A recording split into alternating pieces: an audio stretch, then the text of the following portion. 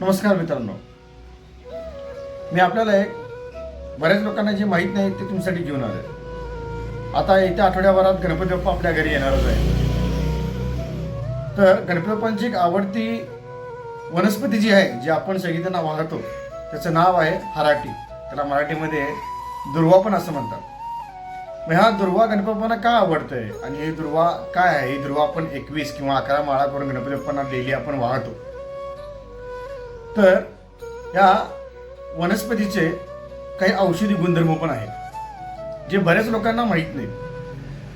मग त्याचे तुम्हाला एक छोटेसं फायदे सांगतो, ते थोडेसे ऐकून घ्या. हराटी म्हणजेच दुर्वा, ह्याचा एक वैयक्तिक गुणधर्म आहे जो थंड आहे. थंड म्हणजे ते वैयक्तिक थंड आहे, जो उष्णता असणाऱ्या लोकांसाठी त्याचा वापर चांगला होतो. ज्याची बॉडी उष्ण आहे, ज्यांना उष्णता होते, त्यांना ते चांगल्या पद्धतीने त्याचा जर का रस वगैरे पिला तर शरीरातली उष्णता कमी होते. त्याचा गुणधर्म थंड आहे. त्याच्यानंतर ना ते पाचन शक्तीला पण चांगला आहे हराटी. आणि दुसरी गोष्ट म्हणजे हराटीनं शुगर लेवल 1 नंबर कंट्रोल होते. बऱ्याचशा मोठमोठ्या कंपन्या हराटीचा वापर शुगर लेवल कंट्रोल करण्यासाठी पण करतात. आणि दुसरी गोष्ट म्हणजे हराटी हा आपल्या शरीरावर, त्वचेवर कसले तरी डाग असतील किंवा फंगस वगैरे असेल तर त्याचा लेप किंवा त्याचा रस हा लावून सुद्धा बरं करतात.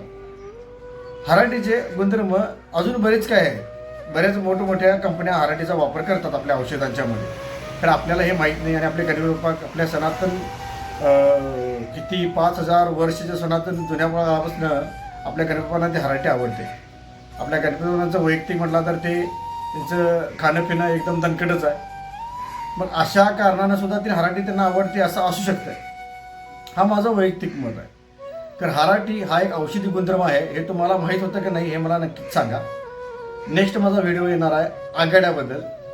तर स्टे ट्यून राहा, माझ्यासोबत राहा. मी आज तुम्हाला हराटीबद्दल सांगितलेलं आहे आणि हराटीचे औषधी गुणधर्म सांगितलेले आहेत. धन्यवाद. जय हिंद.